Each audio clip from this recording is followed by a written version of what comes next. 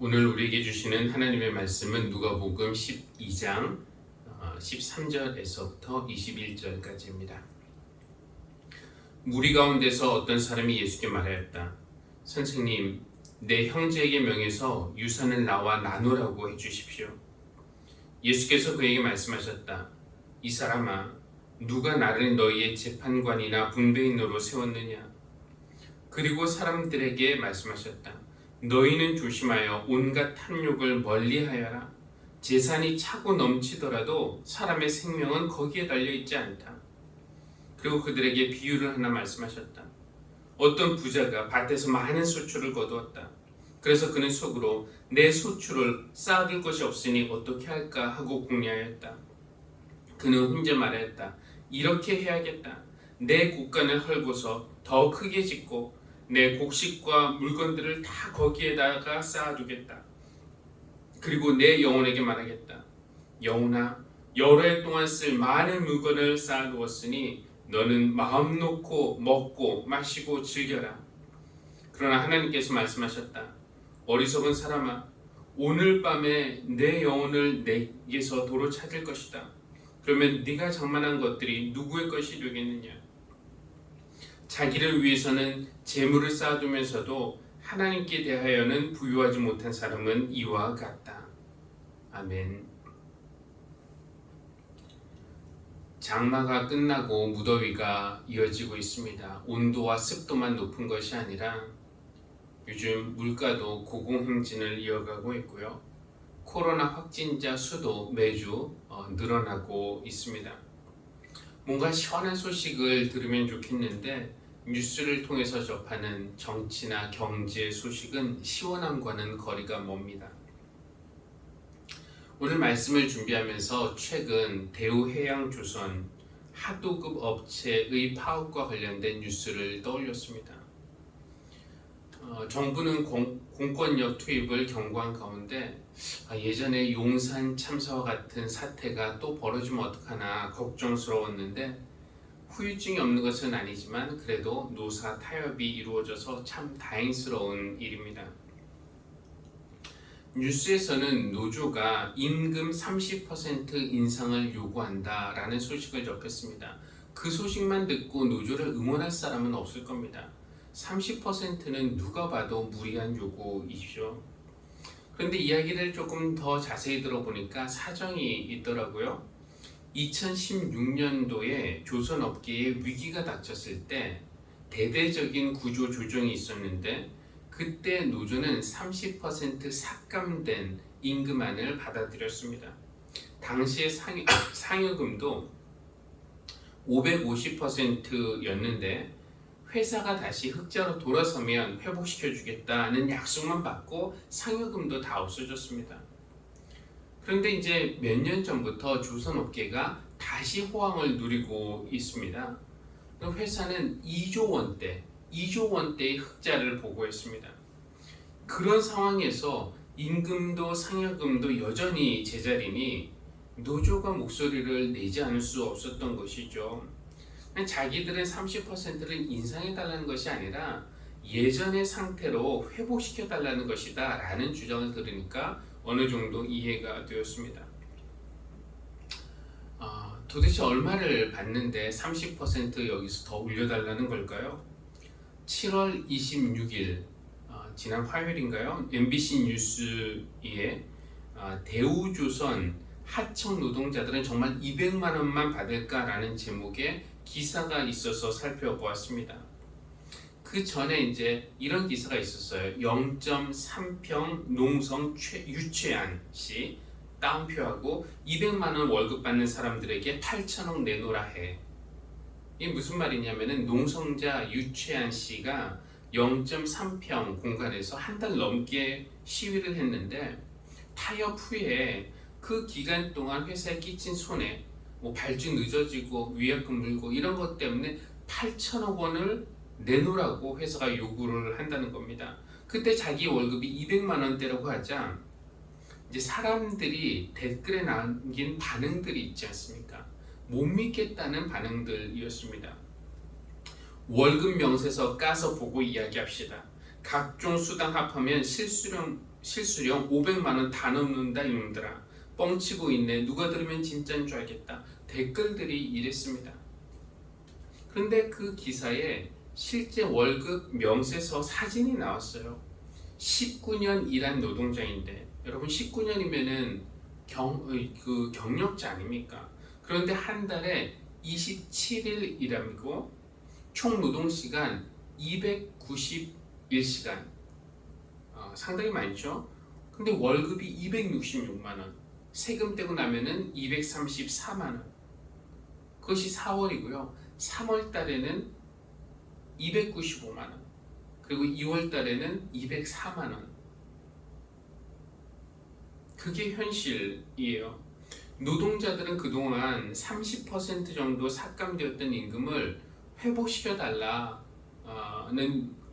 농성을 시작했지만 결국 4.5% 인상하는 것으로 타결되었습니다. 그런데 회사가 노동자들에게 8천억을 내놓으라고 요구하고 있으니 앞으로 어떻게 될지 거제도를 바라보는 마음은 여전히 무겁습니다. 만약에 우리 주님이 여기 계셨다면 어떤 반응을 보이셨을까요? 노조 측을 응원하셨을까요? 아니면 사측 편을 드셨을까요? 같은 내용은 아니지만 비슷한 이야기가 오늘 성경에 소개되어 있습니다. 무리 중에 섞여 있던 한 사람이 예수님에게 뭔가를 부탁하는 것으로 이야기가 시작되는데요. 여기에 지금 모인 무리가 얼마나 되었는가? 12장 1절에 보면은 이렇게 되어 있습니다.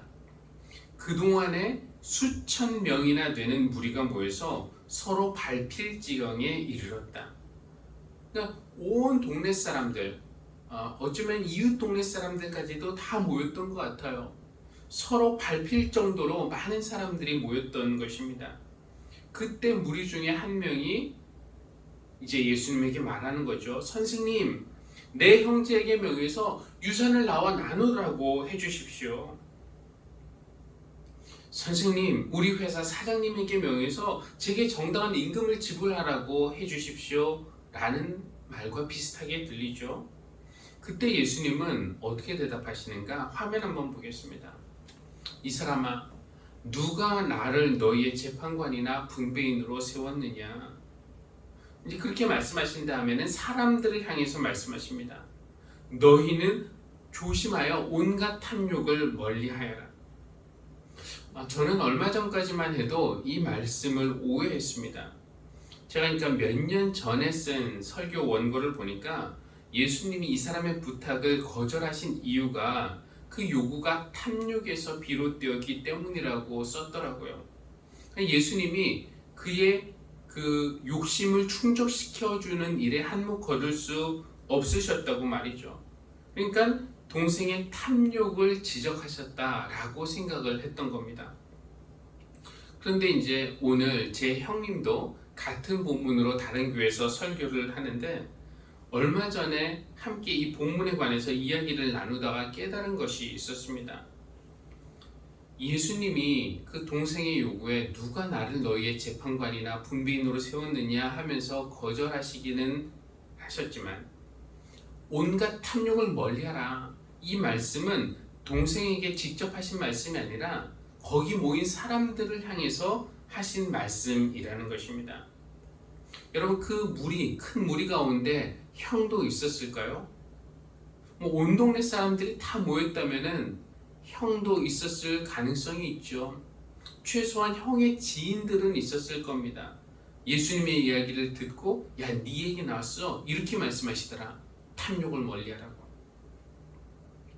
너희는 조심하여 온갖 탐욕을 멀리하여라 라는 말씀은 동생을 향해서 하신 말씀이라기보다는 형을 향한 말씀이라고 봐야 합니다. 왜냐하면은 동생은 지금 신명기법에 있는 자신이 받을 정당한 몫을 요구하는 것이지 더 달라는 것은 아니거든요.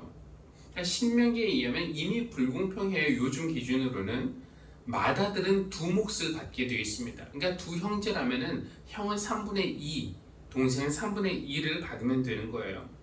그런데 형은 동생이 받을 몫을 제대로 주지 않았던 것 같습니다. 동생은 공정하게 자기 몫을 달라고 요구했지만 형은 동생의 요구를 외면합니다. 동생은 자신이 받아야 할 몫을 받지 못했고 결국 이렇게 예수님에게 도움을 구하게 된 것이죠. 동생의 요구가 탐욕스러운 것일까요? 아니면 형의 외면하는 것, 그것이 탐욕스러운 것일까요? 30% 임금 삭감을 회복해달라는 노조가 탐욕스러운 것인가요? 아니면 그 요구를 외면하고 버티는 회사가 탐욕스러운 것인지 생각하게 됩니다. 예수님은 이제 비유 하나를 말씀하십니다. 유명한 비유죠. 어떤 부자가 있었는데 그가 소유한 밭에서 큰 소출을 거두었습니다. 여러분, 밭에서 많은 소출을 거두면은 그러면 어떤 생각을 해야 마땅할까요? 많은 수출을 거둘 수 있었던 이유는 물론 자기가 열심히 일한 덕분이고 또 운이 따르기도 했지만 적당한 비가 내렸기 때문이고 적절한 햇살이 비쳤기 때문이고 온도가 알맞았기 때문이고 병충해 피해를 당하지 않았기 때문 아니겠습니까? 그러면은 땅을 주시고 비를 내려주시고 햇빛을 주시고 바람을 불게 하신 하나님이 도우셨기 때문에 이런 수확이 가능했다라는 것을 인정해야 하죠. 또 자기 밭에서 일하는 소작인들의 수고와 땀이 있었기 때문에 가능한 일이었습니다. 돈을 주고 고용했다고는 하지만 그래도 고마운 사람들 아닙니까? 쉽게 말하면 이 큰 소출은 자기의 힘으로만 가능했던 일은 아니었던 것입니다. 그렇다면 부자는 그냥 마냥 좋아할 것만이 아니라 이런 생각을 했어야 마땅합니다. 하나님이 나에게 은혜를 베푸셔서 많은 소출을 거두게 하셨구나. 하나님 감사합니다. 이 많은 곡식 내가 독차지할 것이 아니다. 땅 없는 사람들, 수확이 실패한 사람들, 배고픈 사람들과 나눠야겠다. 그런데 부자는 감사한다든지 나눠야겠다든지 이런 생각은 꿈에조차 못하고 있습니다. 대신 혼자 이렇게 말하죠. 내 소출을 쌓아둘 곳이 없으니 어떻게 할까? 이렇게 해야겠다. 내 곡간을 헐고서 더 크게 짓고 내 곡식과 물건들을 다 거기에다가 쌓아두겠다. 이 부자가 하는 말에서 특징적인 것이 무엇입니까? 내 소출, 내 곡간, 내 곡식, 내 물건, 오직 나에게만 관심이 집중되어 있는 것을 우리가 볼 수 있습니다. 자기만 바라보기 때문에 이 부자의 시야에는 하나님도 보이지 않고 이웃도 보이지 않습니다. 그러니 이 부자 곁에는 아무도 없겠죠. 이 비유에는 부자의 가족도 등장하지 않고 우정을 나눌 친구들도 등장하지 않습니다. 진짜 있었는지 없었는지는 모르겠어요. 효율적인 이야기 전개를 위해서 세부적인 생략이 된 것이겠지만 여러분, 이런 생략이 말해주고 있는 것이 무엇입니까? 그 부자에게 중요한 것은 오직 자기 자신이었다는 것입니다. 그러니까 그는 많이 가진 부자였는지는 모르지만 주위에는 아무도 없으니까 외로운 사람이었습니다. 돈은 많을지 모르지만 즐거움을 나눌 친구가 없으니 이 사람의 삶이 풍족하다고 우리가 말할 수 있겠습니까? 이 사람도 말을 하고 싶은데 주위에 사람이 없잖아요. 그냥 자기 영혼을 불러내서 말을 합니다. 19절에 보니까 영혼아, 여러 해 동안 쓸 많은 물건을 쌓아뒀으니 너는 마음 놓고 먹고 마시고 즐겨라. 영혼이라는 것은 우리 존재의 정말 거룩한 그 내면의 자리가 아닙니까? 흙으로 지음받은 우리에게 하나님이 영을 불어넣어 주셨고, 그래서 우리의 영이신 하나님과 교감을 할 수 있게 된 거죠. 그러니까 영은 하나님과 교감할 수 있는 우리 내면의 거룩한 자리인데 이 부자에게는 그렇지 않아요. 그에게 영혼은 자기 욕망의 거울일 뿐입니다. 자기 영혼에게 하는 말이 영혼아 여러 해 동안 쓸 물건을 많이 쌓아두었으니까 너 마음 놓고 먹고 마시고 즐겨라. 근데 너는 마음 놓고 이 말에서 지금까지 이 사람이 마음을 놓지 못했구나. 그의 마음을 지배하고 있던 것은 불안이었다는 것을 느낄 수 있습니다. 그는 지금까지 불안했어요. 불안은 우리의 삶을 책임지시고 채우시고 베푸시고 인도하시는 하나님에 대한 신뢰가 없어질 때 생기는 것이 불안이죠. 불안하니까 자꾸 쌓아두는 겁니다. 쟁여두는 거예요.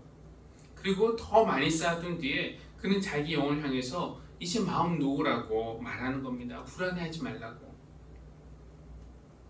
이 부자는 우정을 나눌 친구 없는 외톨이였고 또 불안 때문에 마음을 놓지 못하는 사람이었습니다. 게다가 하나님은 오늘 그를 어리석은 사람이라고 부르십니다.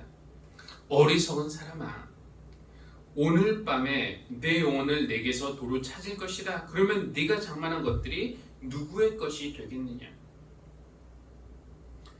선입견을 제거하고 보면은, 그러니까 오늘날 기준으로 보면 이 사람은 어리석은 사람 같아 보이진 않아요. 불법으로 돈을 번 것도 아니었고 운도 좀 따랐겠지만 어쨌든 그의 농사가 잘 되었습니다. 목적을 세우고 잘 계획하고 열심히 일하고 돈을 벌고 저축하고 그렇게 노후 준비를 완벽하게 잘한 사람을 우리는 성공적인 사업가다, 영리한 사람이다, 복받은 사람이다 라고 말하며 부러워하는데 하나님은 그 사람을 어리석은 사람이라고 말씀하십니다. 왜 어리석을까요? 생각해보면 몇 가지 측면에서 어리석습니다. 돈만 있고 친구는 없는 것보다 그 즐거움을 나눌 친구가 있는 것이 얼마나 소중합니까? 그러니까 돈만, 통장의 잔고만 재산이 아니라 사람도 재산인데 그런 걸 모르고 있으니 어리석다 라고 말할 수 있겠고요. 쌓아둔 곡식과 물건으로 내 불안의 문제를 해결할 수 있다라고 생각했으니까 그것도 어리석습니다. 그리고 가장 어리석은 것은 생명의 주인이 하나님이심을 잊고 있기 때문에 어리석습니다. 그날 밤에 자기가 죽을 것도 모르면서 이렇게 좋아하고 있으니 말이죠. 얼마나 그 모습이 어리석습니까? 앞으로 30년, 40년, 50년 먹고 살 재산을 쌓아두는 것은 내가 할 수 있지만 내 생명은 잠시도 내 의지대로 늘릴 수 없는데 근데 쌓아둔 재산이 많으면 무엇합니까?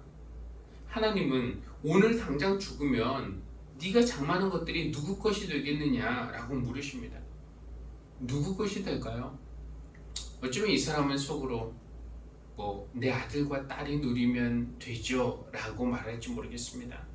하지만 그것 또한 어떻게 보면 어리석은 생각인 것이 그 남겨진 재산이 복이 될지 화가 될지는 누구도 모릅니다.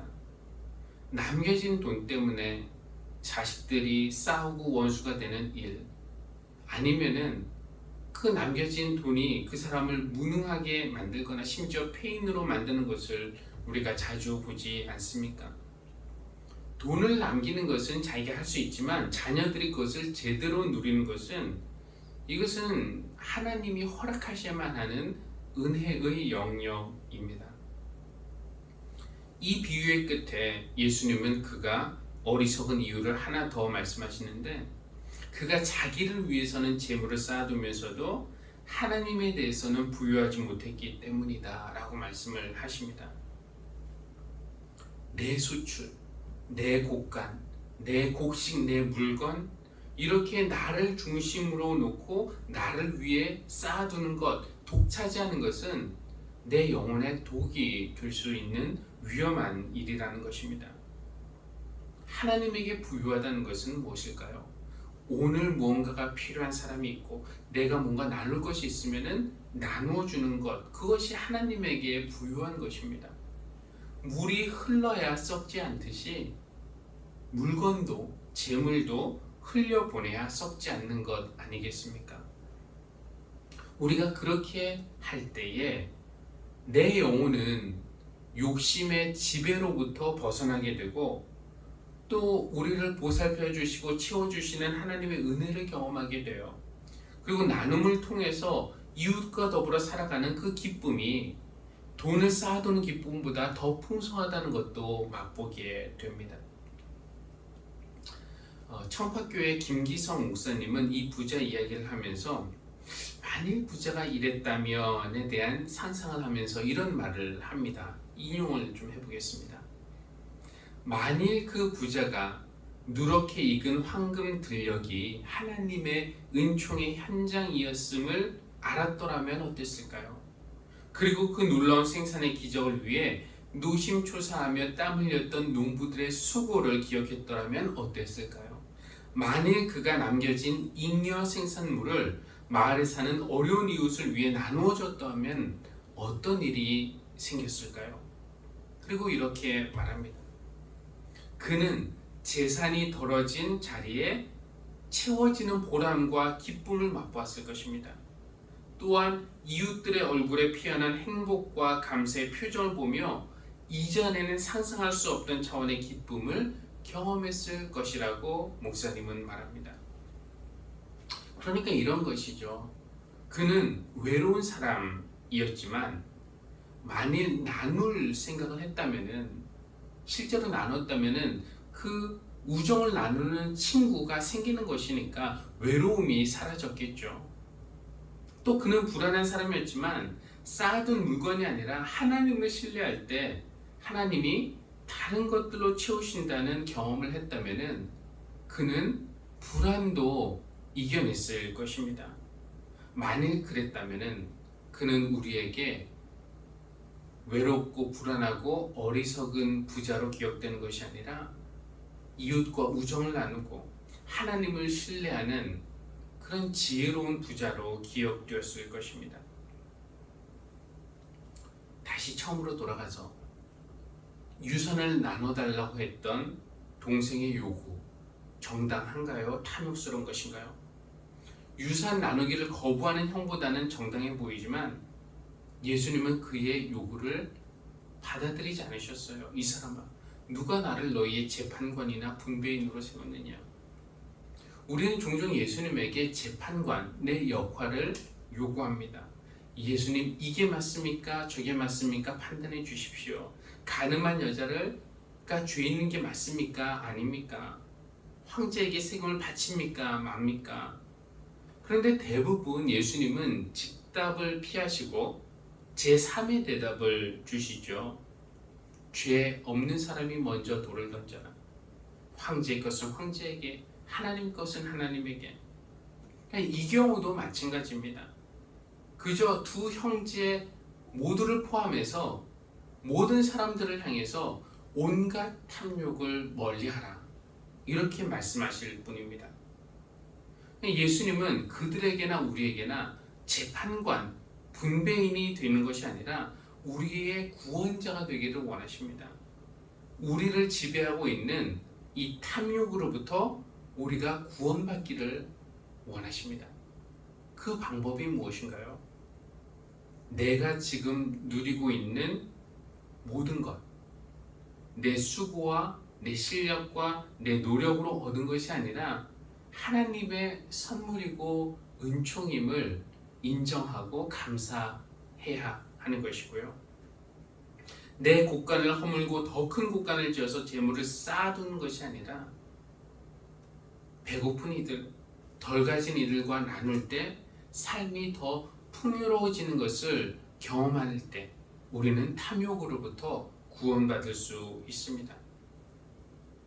우리가 만약에 부자가 된다면은 외롭고 불안하고 어리석은 부자가 아니기를, 또 쌓아둔 것이 많기 때문에 부자가 아니라 나눌 것이 있는 그런 부자가 되기를 바랍니다.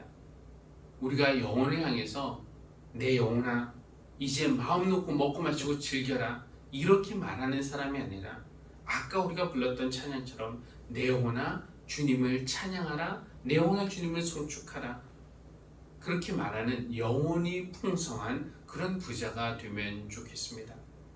우리나라 산업 현장에도 탐욕의 원리로 서로 반목하고 싸우는 노사 관계가 아니라 더불어 사는 즐거움을 누리는 그런 우리나라로 변화되어 가기를 기도해 봅니다.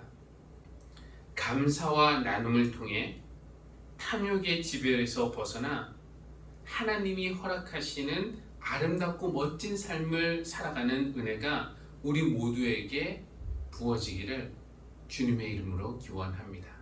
기도하겠습니다. 하나님, 우리의 모습, 우리가 가진 모든 것, 우리가 누리는 생명도 하나님의 은혜임을 기억하며 감사드립니다. 우리가 하나님께 받은 선물을 독차지하려는 탐욕을 감사와 나눔의 실천으로 이겨내게 하여 주시고 하나님과 이웃에게 부유한 사람이 되도록 우리의 삶을 이끌어 주십시오. 우리 각 사람도, 우리 교회도, 우리 나라도 외롭고 불안하고 어리석은 부자가 아니라 관계가 풍성하고 영혼이 풍족한 지혜로운 부자가 되기를 원합니다. 그런 소망으로 오늘의 예물을 하나님께 드립니다. 예물이 사용되어지는 곳에 하나님 나라가 확장되게 하시고 드린 귀한 손길들 기억하시어 우리 교우들의 삶에서 불안과 외로움이 사라지고 대신 우정과 기쁨이 차고 넘치게 하여 주시기를 기도합니다. 예수님의 이름으로 기도합니다. 아멘.